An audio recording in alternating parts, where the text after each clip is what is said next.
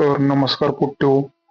आजचा आपला प्रश्न आहे, एका वर्गात 40% मुलांनी शिष्यवृत्ती मिळवली.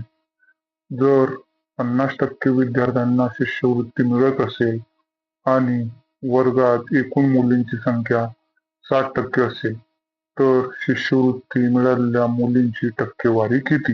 हे आपल्याला इथं काढायचं आहे. हा प्रश्न MPSC ग्रुप सी 2024 मध्ये विचारण्यात आलेला आहे. तर हा प्रश्न कसं सोडवायचा मी तुम्हाला सांगतो. हा प्रश्न टक्केवारी ह्या विषयावर विचारण्यात आला आहे. आता समजा एकूण विद्यार्थ्यांची संख्या आहे 100, तर एकूण मुलींची संख्या किती आहे? 60. कारण आपल्याला दिलं आहे त्या वर्गात एकूण 60% मुली आहे, म्हणजे मुलींची संख्या झाली 60.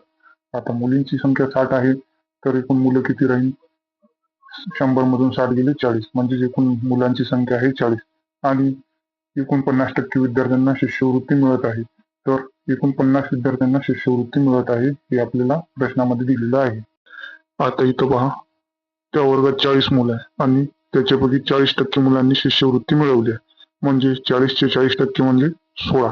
एकूण 16 मुलांना शिष्यवृत्ती मिळवली आहे.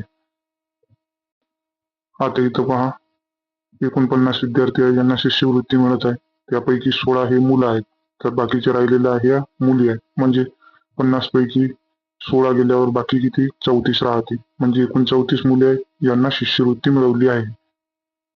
आता इथं पहा, आता आपल्याला काढायचे शिष्यवृत्ती मिळवणाऱ्या मुलींची टक्केवारी. तर टक्केवारी काढण्यासाठी आपण काय करतो? एकूण शिष्यवृत्ती मिळवणाऱ्या मुली भागिले एकूण मुलींची संख्या गुणिले 100. म्हणजे 60 पैकी 34 मुलींना शिष्यवृत्ती मिळत आहे, तर 100 पैकी किती मुलींना शिष्यवृत्ती मिळेल?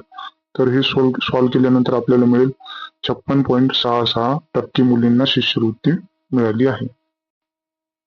तर व्हिडिओ आवडला असल्यास लाईक करा, कमेंट करा, आपल्या मित्रांसोबत शेअर करा आणि सबस्क्राईब करायला विसरू नका.